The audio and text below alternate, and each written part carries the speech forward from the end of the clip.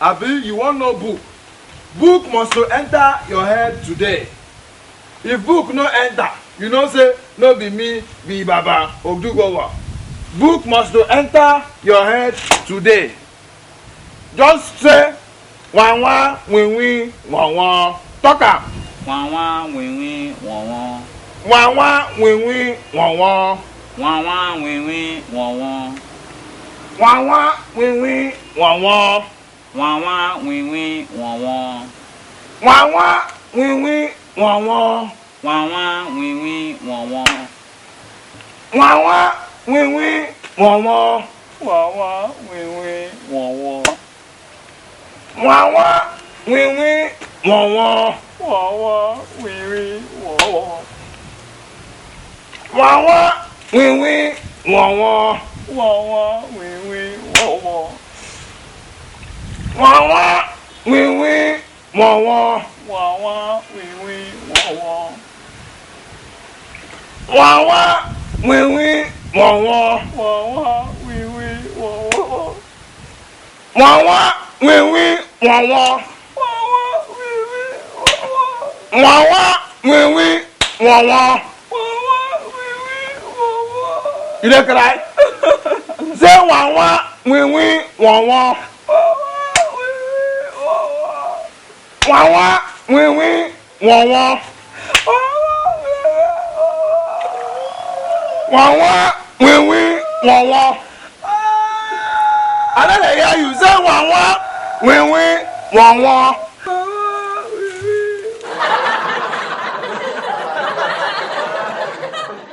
Let me go ahead and show you another video that speaks to today and what we want to do. If you watch this video, you can walk away now. And I've finished.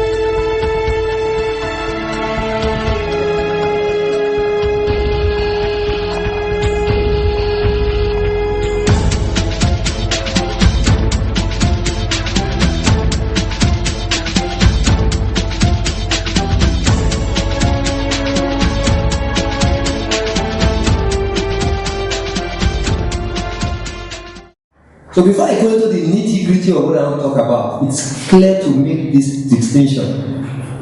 If I was talking to only one of you, I would not do less. If I'm talking to a million people, I will not do more. The same standard everywhere. And I will not allow my environment to limit and define what I will do. So therefore, let me give you a little background about myself. I was born in a place in Nigeria called Warri.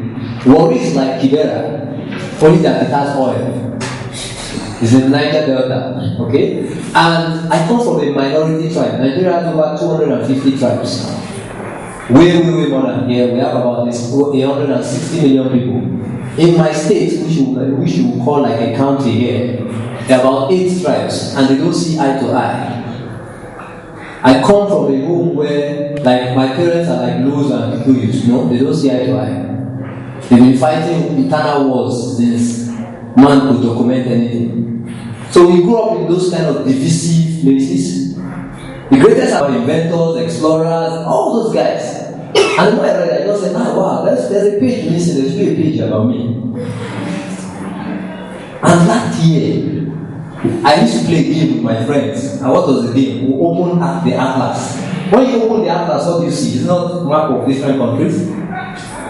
When you open an atlas, you see maps of different countries, isn't it? So there was a game we used to play. You know what the game was? We'll ask you to close your eyes. We'll spell out the name of any city or country and ask you, open your eyes. In this number of seconds, point out the place. That's how I first found Nairobi. At the age of what? 8.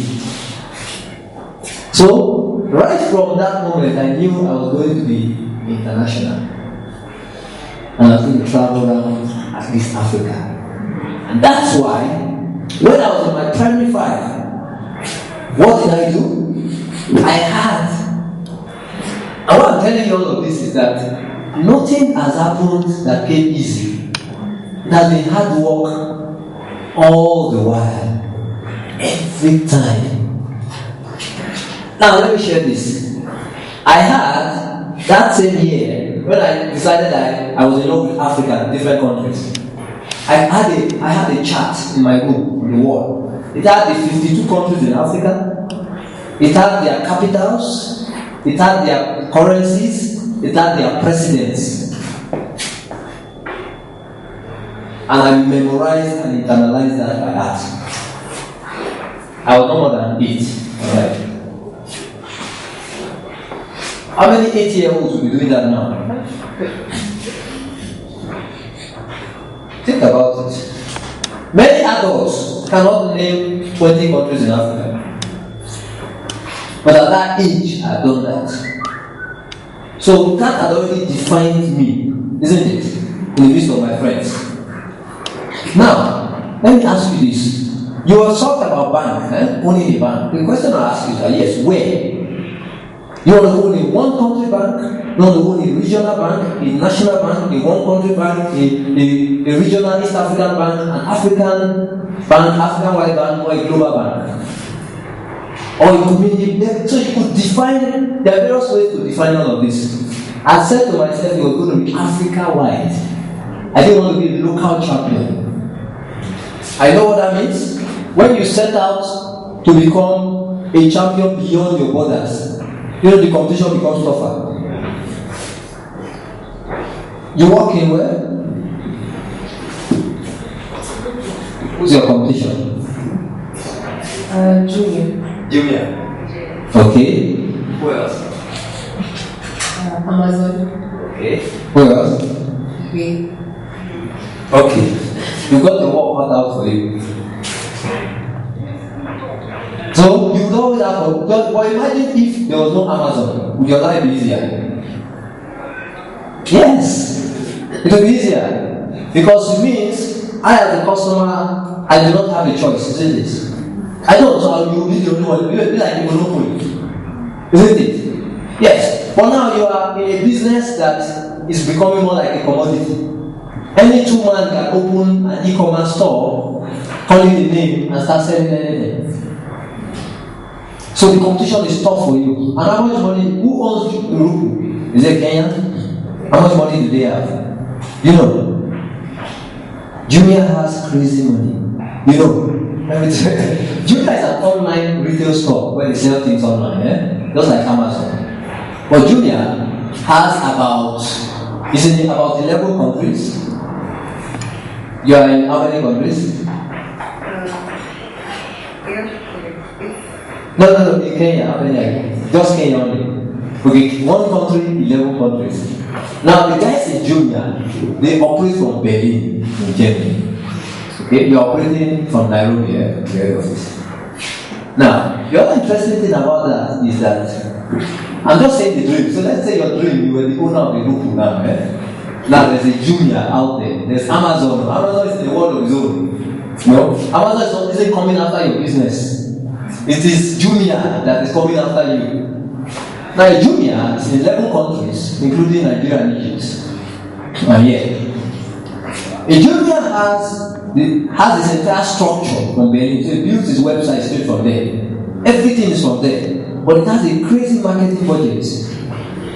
And let me tell you how I know about the marketing budget. There's a particular advert it runs. It is the only organization in Africa that runs that advert.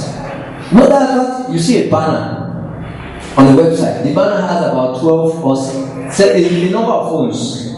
All the phones have their prices. If you click on each of the phones on that banner, they all take you to a separate page. Normally, if you click on a banner, I hope everybody knows what I'm talking about. The banner advert on the website. If you click on the banner, it takes you only to one place. But now, if you put 10 phones there, it takes you to 10 individual pages. To run that, there's a company that does that type of advertising technology. It will take nothing less than several millions of dollars from you. So if your advertising budget is not millions of dollars, it won't even touch you. To come on board for you to use this technology for that. So Jumia has crazy money, has hundreds of millions of dollars to spend. So that's a serious business, and a lot of people face it every day. So I grew up in a place where everybody just wanted to be working a cozy and nice oil company, and I knew I wasn't going to do that. So my life was crafted for me. I knew the only thing to do was to study. The other guys had to wait to just finish school, get into a contract job. You know, everybody had their parts. Now for me again, the other thing again that followed is that I decided to read medicine. When I left school, because I had the best results in my state, and I decided to go in for medicine. I decided to go into medicine not because I had a dream to save any life, but it was like the biggest and toughest challenge. And after you conquered KCSE, you had the best KCSE results in the entire Nairobi region. What stops you from being the same communication director to 5 different companies in 5 different parts of Africa? What's stopping you? What's stopping you? I see people don't get it. You're not okay. Let me divert. You see, when we're growing up, they had to ask you to choose this or that. I don't like a la carte, I like buffet. You know the difference? A la carte pick, is the price. You may not know what you want to eat. Why don't I go somewhere where everything is out there? I have 5 hours to finish that meal. And I can eat as much and eat any, and I can start with any order, isn't it? But a lot of people live an a la carte life. This was a buffet life. So you have a la carte choices. And so when you get into that a la carte, you have to finish this meal because you've already booked it. You can't go out again. The same thing like that career, you are stuck there. Why must you do this or that? Why can't you do this and that? Why? Who's stopping you? You see, they told us in those days that there were 3 phases of life, or there are 3 phases of life. There's the learning phase, the earning phase, and the yearning phase. Learning. The N, remove the L, you are earning money now. Then the yearning, why? So let me explain. They told us that, you see, study between the age of 0 to 20. Just study, learn. Don't think about business, isn't it? And so what we did was study, we didn't think about business. Same thing they tell a lady, don't see any guy, just read your books. But when she's past primary school, she goes, they start disturbing her. Why is there no guy around you? When did you tell me was the right time for the guy? It was, don't go after a guy. Then where is the guy? In between it, you were left alone. Same thing. Learn. And after learning, the next phase from 20s above to like 65, you are earning. Just working. And after 65, you are supposed to be earning. Just retiring and learning. Question is that why can't I be learning and earning? And why can't I be earning and learning? What do I mean? Right now, I'm doing a PhD. I'm about to start a PhD. I'm still learning. I'm teaching. I am earning. I'm learning and earning. I think that I travel around the world and enjoy myself on holidays. So I'm learning. Why can't I do all the three at the same time? There's always a place to start. I started writing officially with this. You might want to take a look at it. Okay? If you look at this is the yearbook. Do you have a yearbook in school? When you graduated, you have a book that has all the details of all your classmates. Did you? Okay. I was the editor-in-chief for my set of medicine and dentistry in 2004. Not just of the yearbook committee, but also of the year CD. We had a CD we made. And my set was the first set that did a CD. A DVD player that had the same contents of this, but we put it on a DVD and it was interactive, like it was like a website that we did not host. It was on a DVD, so the way you play a DVD and play it on your computer, you could actually go through all our details. Browse it on your local computer, just like it wasn't online. Now, how did I become editor-in-chief? I wasn't even in school when I was voted in. My class decided that the only person to be editor-in-chief was me. What does it take to be editor-in-chief of the nation? Who's a journalist here? What would it take to be editor-in-chief of anything? What kind of skills do you have to have? Anyone? Serious business though. What kind of skills? Anyone? Those who are dreaming. And I'll tell you how what I did, how it has transformed me. So anyone? You have a roving mic? Editor-in-chief is the guy who decides what goes out there and what stories should be around. So you must have a clear idea around writing, eh? Yeah. You must have a great, so your writing skills, your communication skills, written must be very, very, very top notch. You must have very good judgment. You must have very good people skills because you are working with professionals like you who also have their own opinions and are good at what they do. Now, this was one of the toughest tasks for me, I'll tell you. We were almost 40 something, and I wrote, we did not, typically we gave everybody a form you had to fill. And the dream I've had, in fact, I've had papers here, media houses, telling me they want to syndicate my work. On some of the top 3 guys are asking me to write for them here. But they all started with things like this, isn't it? How many people knew of this? Who were the audience for this? 140 something people. Today, my circulation is millions. What's stopping you? Have I bothered anybody here? Are you really disturbed? Is something sinking? Or you are still in the process of understanding where I'm going? More opportunities. I see it every day. Every day. For those who want to start business, for those who are working. And I'll take that as we go on. And I'm teaching digital media. Not digital media. The internet. How to use internet. In fact, when I explain, my father today doesn't understand my work. Internet. Yahoo. No, how can you be teaching internet? We use it. Everybody knows internet. So they can't get it. I told them, the day you understand my work, then I have no work anymore. So it's good. So that's what I teach. Somebody told me once, when you finish building a website, then so what will you do? That's where the work starts. I'm saying I don't have anything to do on a Saturday. Can I do something? That's how they started. And this trip I was paid heavily in dollars to come, all expense paid. Living in a nice place. Chauffeur driven. enjoying my life. But guess what? I'll be very poor as long as everybody around me is poor. So, I've told them everywhere I am, this is the same thing I've been doing. Since 2008, I've done over 5,000 people across Nigeria. Same thing. I will not stop it because I'm in Nairobi. Tomorrow, we've been invited, I was invited 2 weeks ago to go to Uganda to do the same thing. It's my African dream not moving.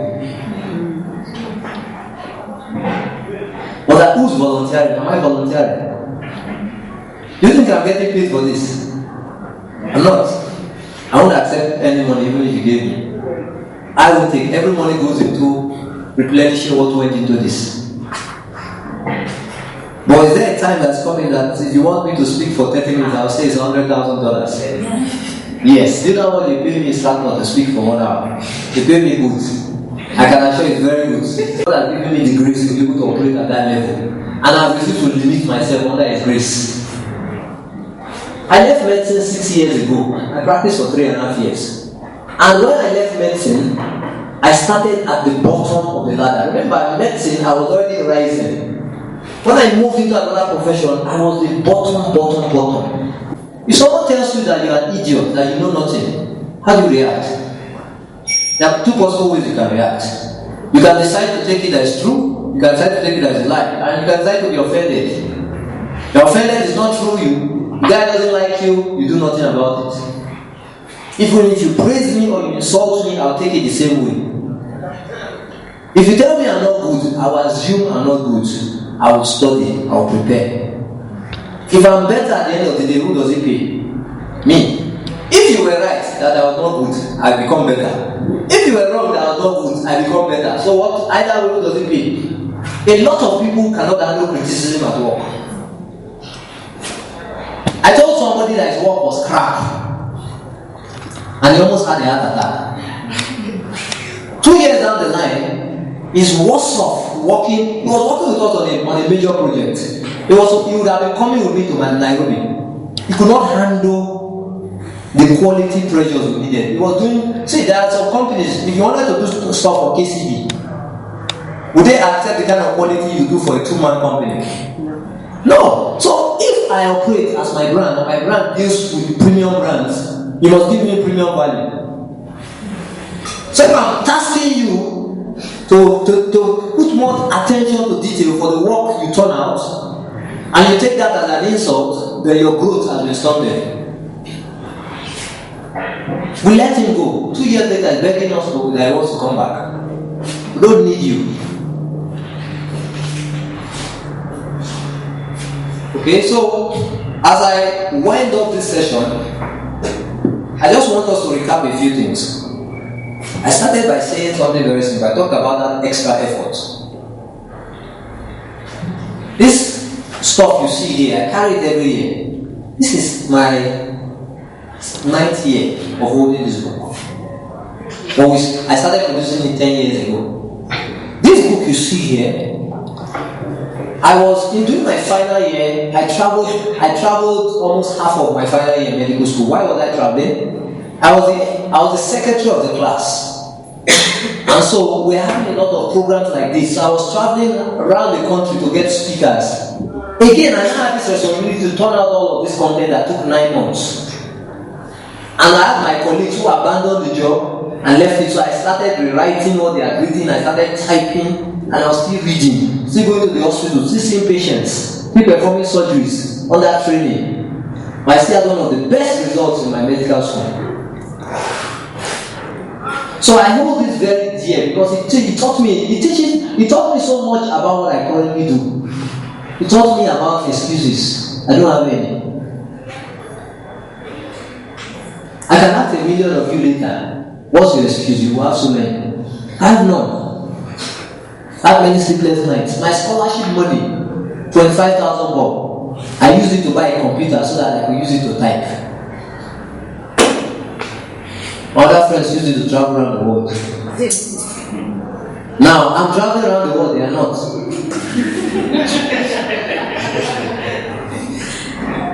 So don't eat your lunch. You can't eat your lunch and have it. You've eaten it. How much investment have you put into yourself? When they asked you to pay 1,000 bob, I know I laughed when I saw the amount. I said, this is scandalous, 1,000 bob. You know why I laughed? Because I've never heard of this in Nigeria, this price. Something like this. If people say 1,000 bob, they say there's no value, they won't go. Yes. Because if I wanted to run a full day, I'll take at least from each person, at least a 50,000 bob from one person. And then, you know why? Because that full day will not talk and go. You know, I hate talk and goes. I prefer to have this and do a 30-minute session with each person. We call it resident expert in training. That's a different type of training. So you are not coming for a seminar. You actually come.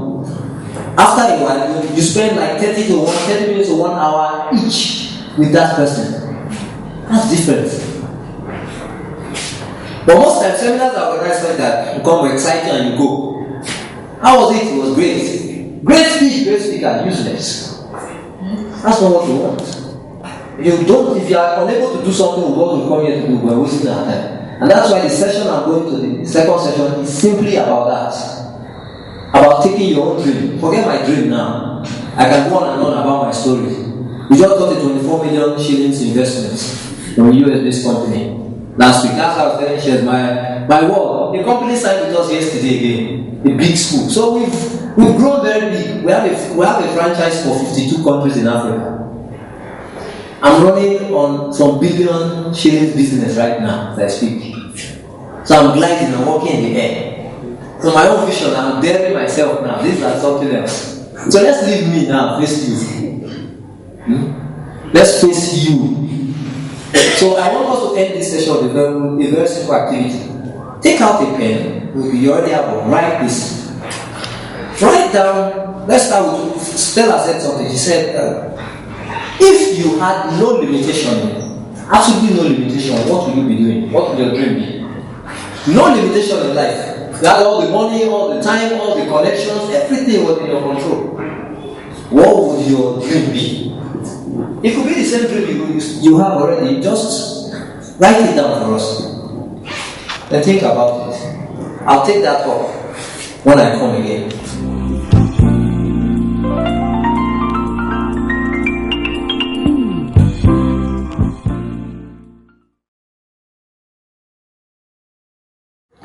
I learned how to honor contracts on that day. 30 days, give 30 days. He said because I didn't give him 2 extra days, he took half-month salary.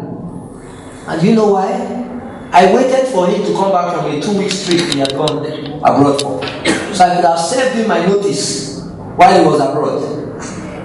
I was the only one running his hospitals for 2 weeks. 2 weeks later, I came back, I served him a 28-day notice.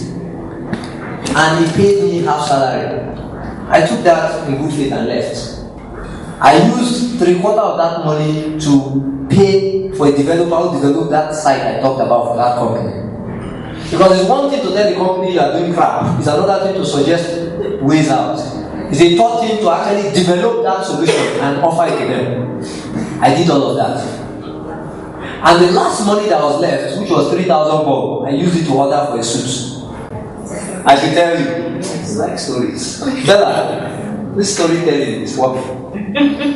So, what I did was that I was sure that if I send this proposal, there's no way they will look at it and let me go for 2 reasons. One, it means what I already have is food for competition, isn't it? So, I've sent it to you as a right of first refusal. Refuse it and I take it away. The human body is the most complex management consulting problem in the world. What do you mean? People that walk about, that human psychology, you know what that is? So I sat down and I educated them gladly. I said, you see, the privilege of being a doctor is that when you sit in an emergency ward, and they rush accident victims in. Do you know that at that point everybody goes ballistic and berserk? Only the doctor stays calm. How come? How come? The first thing you are taught in medicine is never lose control, never show fear. Because my work was related to the web, I was reading everything about the web, every sector. What should every sector be doing on the web? So if it was in Coca-Cola, what should they be doing? If it was in Telco, if it was Safaricom, what should they be doing? Then I was looking at country by country. Since I was interested in Africa, I was interested in the countries of Africa. So I started looking at, I know Malawi is very backwards online. Totally backwards. I know Rwanda is better, their private sector is worse online than their public sector. Their public sector is so better online. Then I know in Kenya, the public sector in Kenya is better than the public sector in Ghana. But I know the public sector in Ghana is better than the public sector in Nigeria. In terms of how they use it. So I know all of those things. I started studying and looking at things. And I started volunteering to friends. Hey, you know what? I can do this. Same thing I was doing in the university. I'm just volunteering. Not necessarily being paid. And one of my friends was a movie producer and an actress. And she was trying to, you know, in Hollywood, there's so many big stars. And there are things they do that some others, she's very ethical, so she won't do many things. So she decided she wanted to craft an image for herself. I needed more like an image consultant online. So she was consulting, and we're working at a strategy around that. And one day I shared with her what I've been doing across all those sectors. And it's the same message I'm going to ask you to do. So close your eyes. What I heard is what I want to repeat. Close your eyes. And let me ask you this. How much do you currently earn? So say that to yourself. All your total earnings from wherever, whether you're working part-time, by the time you piece everything together at the end of the month, how much is it? Okay, now open your eyes. I wanted to earn 3 times what I was earning the next month. That's what I said. I wanted to earn, that means I'll be earning 6 times what I was earning as what? As a doctor. But as at that time, I said no, 3 times what I'm earning. Remember, I was just I asked what's stopping you, isn't it? So what was stopping me from thinking, why can't I earn 3 times what I'm earning? Why do I have to hear a message? So I had that message. Guess what happened? The next week I got a call. And the call came from the group managing director, former group managing director of one of the biggest banks in Africa. Okay, United Bank of Africa. You know UBA? Yes. I got a call from a CEO. Hello, is this Anderson, May 4th, 2008. I'll never forget. There are dates you don't forget. It was about 2 p.m. Are you in the office? I screamed when he called me. And he goes, no, it's just like a gentleman, he calls you. What would you do? What would you do? And calls your name. Because it's not saying hello, he's telling you I'm this. Are you in the building? So he knew I was, because the company I was working with was on the 4th floor of the UBA house, the head office. So he already knew I was, he had a dossier, on me. When you come back, please let me know. Send him an SMS when I was back. Send me an SMS back, come over to his house with descriptions. Now, what had happened was that the Friday before that Monday, that my friend, the actress, had called me to say, would you like to work for UBA? I said, hell no, UBA, bad customer service. He said, no way. Then she now said, but Tony wants you. Wow, that's different. You don't want to work for equity, but there's one you wants you. That's different, eh? Very different. You don't want to work for Kenyan government, but UK wants you. It's different. There's a personalization, And that's how I said, wow. Okay, I'll think about it. It was a Friday, I was best man at my friend's wedding. So that weekend, I just left it. Now, what had happened was that when I showed up for work on Wednesday, my boss came to me straight and said, Tony is looking for you. Got to his house, had a 1-hour chat with him. Guess what he was asking me? Who are you? So who are you? We asked you to introduce yourself, and you gave various descriptions. Most people are never prepared for that who are you question. Now, this is where a lot of people miss it. When that guy abused me and called me all the names in the world, guess what I did? I went to study, I bought books. I started coming to work 1 hour before everyone else, and I left work like 3 or 4 hours after everyone else. I was leaving work consistently after 9. I'm getting to work at 6 a.m.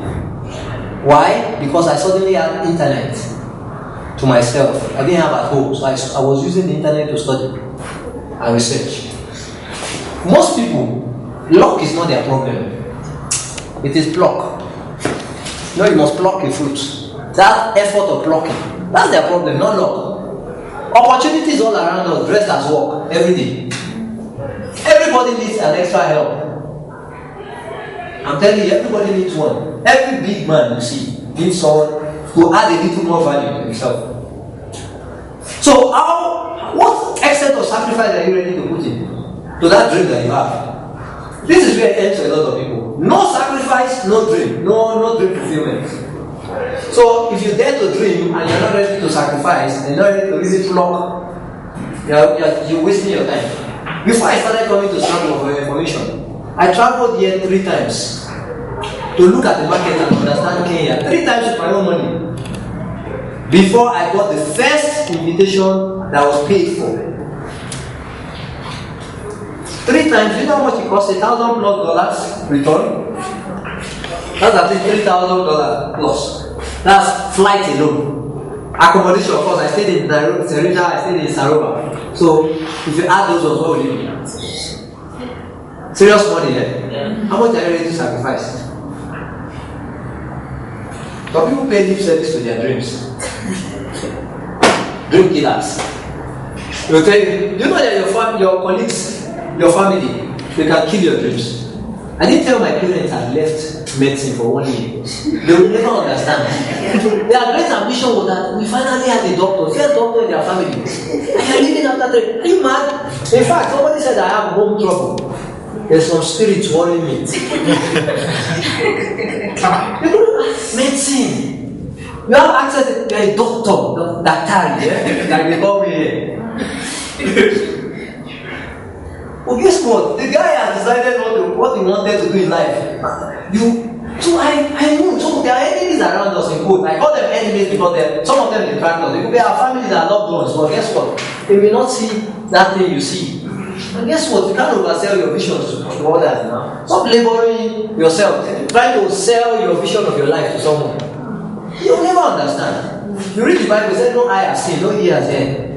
Even you yourself, you don't know what you can do. You don't. Your environment will tell me I was born in Kibera.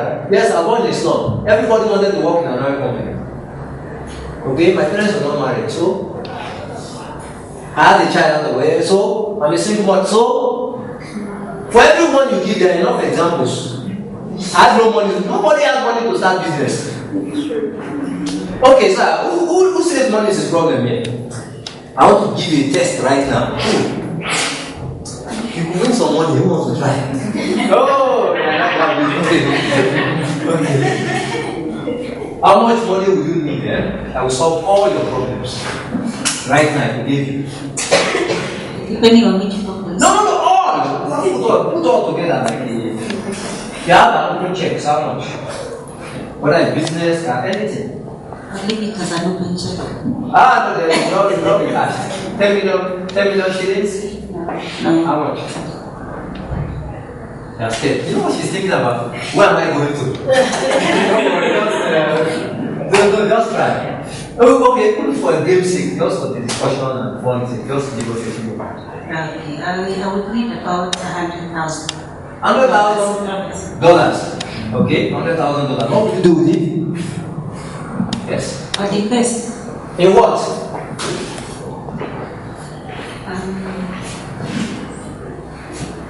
I'd invest in various ways so that I continue getting money from it. For example, I have the money. You have. That's true. You are pitching to me. So I'm asking you, I'm willing to give you that money, but convince me about what you want to do with it. Okay, I would buy some pieces of land. Okay. I would construct some few low-cost housing units. You have a business plan around that? You can show me how we will make returns. I'm not giving you free money. I'm interested in recouping. I mean, it's not an interest loan. Maybe I just want my principal back. Okay, I'm a social entrepreneur, but I'm saying, show me how you use this money cost effectively, that I'm sure my returns will come within a set period. A lot of people that's where they hand. So really, money is not their problem, it's actually the idea. I left medicine with zero, there was no money. Let me give you a very simple example. Who uses a scanner here Who sells scanners? Scanners for scanning documents. Anybody works in any business that sells them? Anyone? But you know scanner. You think there's future for scanning? The scanning business. You think there's a future? You think so? Okay. Why? Because I keep documents. Yes, but must you use a physical scanner? No. I'll tell you what happened to me. And this is where you need to think. The other day, I wanted to scan something. And my scanner wasn't working for whatever reason. Nice HP scanner, 3-in-1. Should work, Guess what I did? And, somebody was needing me to scan in a document somewhere outside the country. And I was somewhere where this thing wasn't working. There was no business centers around me. I needed to scan. And guess what I did? Do I have this? Yes. How can this help? Really? No. There's scanning software. There are scanners and software, apps. Yes. Let me show you.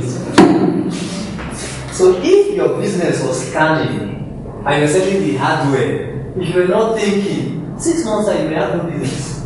Because now they've lost me. All I did was to download the app. I didn't spend more than $2. Downloaded it on my phone. That's what scans everything.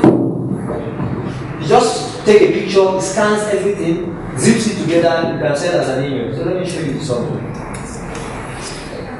Some people are sober now. So if your dream was to have a scanning company, okay, you can pass it around. It's called DocLinker. That's it. DocLinker. There are very many companies. But the guy that's doing this physical hardware has to produce it in China, transport it, logistics, sell it, keep it safe. This guy that made the software uploaded it and went to sleep. He has an agreement with the store that look, for every $2 that people pay, give me $1. Everybody's happy. Tell me something. Okay.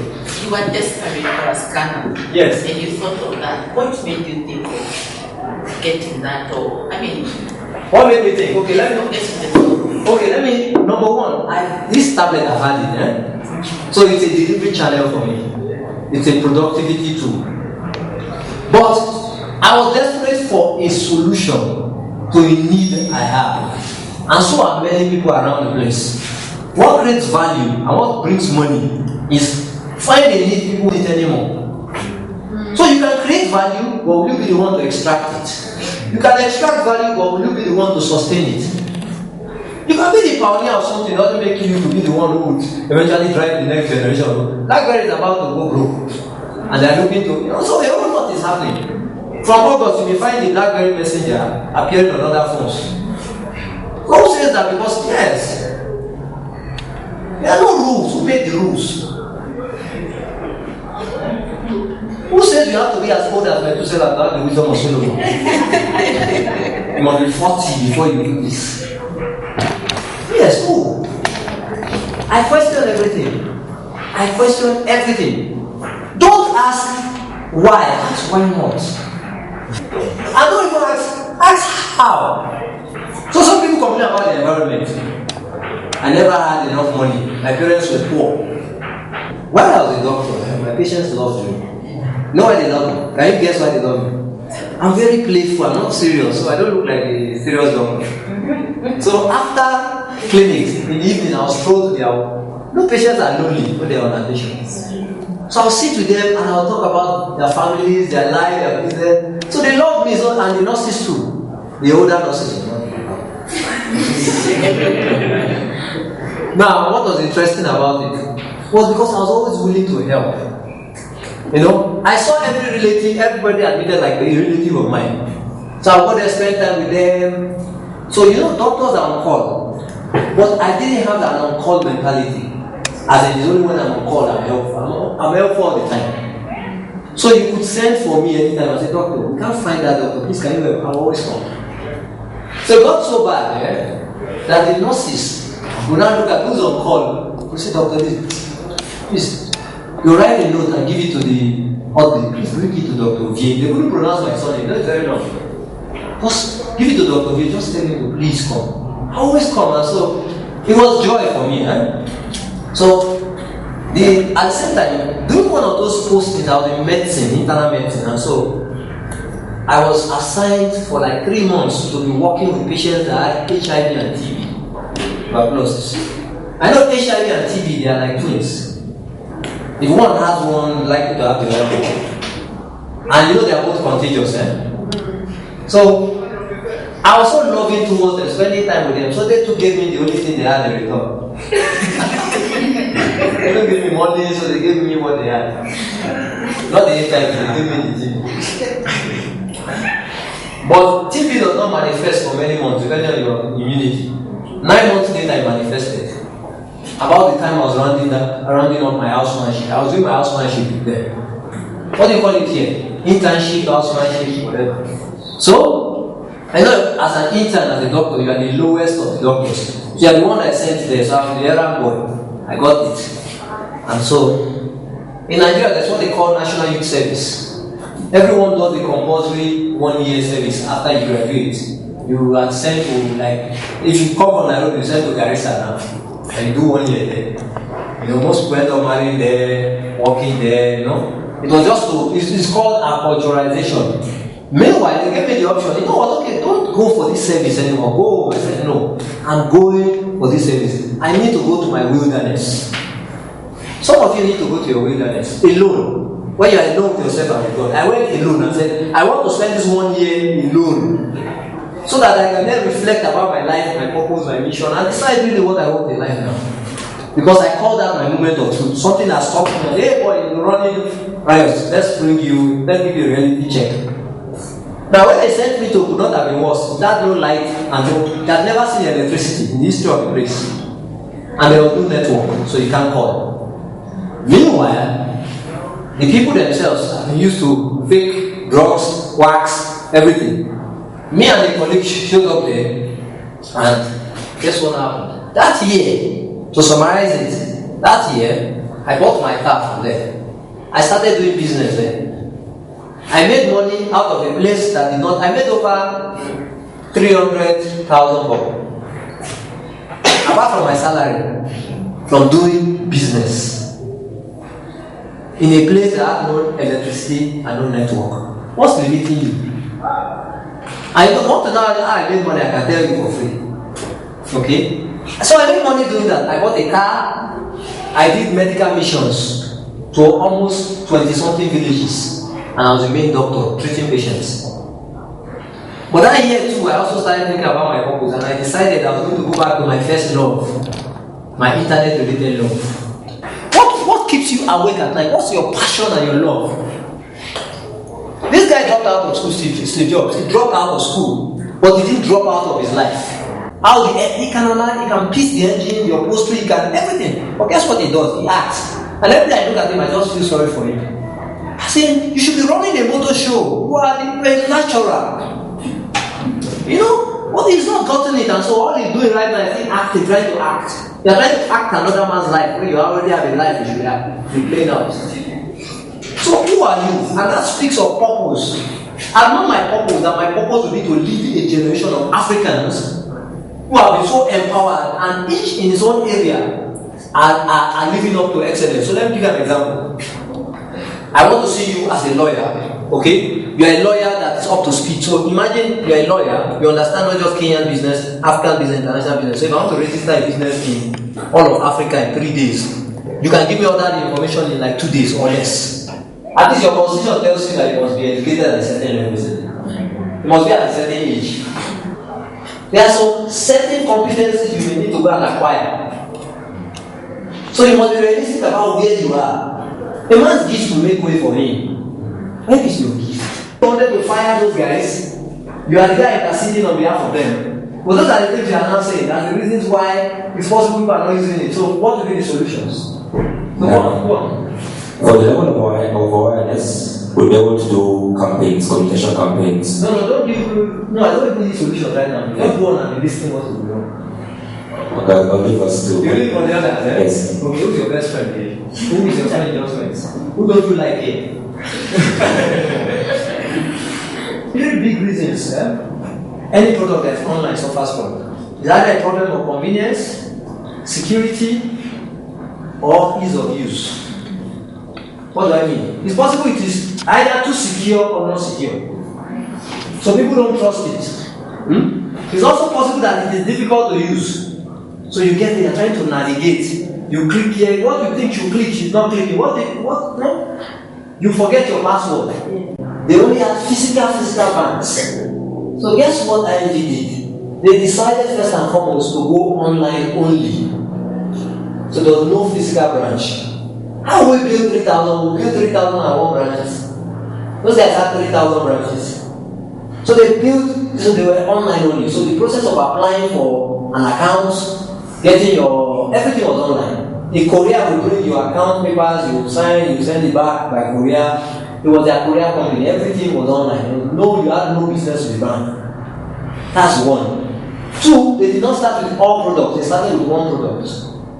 So instead of having savings, current, all sorts of accounts, they had only savings accounts. But guess what? They told you their savings account, they're giving you about 4-5% more interest on it than any other bank. So they said, save with us. Bank with them or save with us. So they position themselves as your other bank. We don't want you to stop banking with the ones you bank with, but just give us your saving because we give you a high yield savings account. You must think like the business owner. You must think about bottom line. That's the entrepreneurship part. All the other bits I'll run and leave it for time. The deep part of the dream now is the satisfaction. Mateta stayed 27 years in prison. Why? It's your sacrifice that will tell you your level of satisfaction.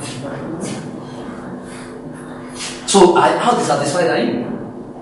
Your relationships. Guess what? People matter to achieving your dreams. You have people as mentors. You must be able to be mentored, and you must be able to align with your peers. So those are the 3 levels you must have. If tomorrow somebody is asking me, if we are pitching to World Bank or IFC that want to run this kind of program, we'll have evidence to show them, isn't it? It's called proof of concept. So before you show up to talk to someone next about an idea, show them a proof about a small part of it that you tried out. It will make the sales process very fast. If it's not going to work, it won't work. So look at it like the Joseph's principle. If you cannot sell your evidence of your work beyond online, or somewhere you can hand people a CD, a DVD, you can give people something that they can refer to, independent of you, and they can see things that you've done. Okay? Then the A part, it's not about the load, how heavy it is, it's how you carry it. It's how you carry it. Just think about those people who walk on the streets. Sometimes you wonder how they balance all those things. Yes. It's how you carry the load.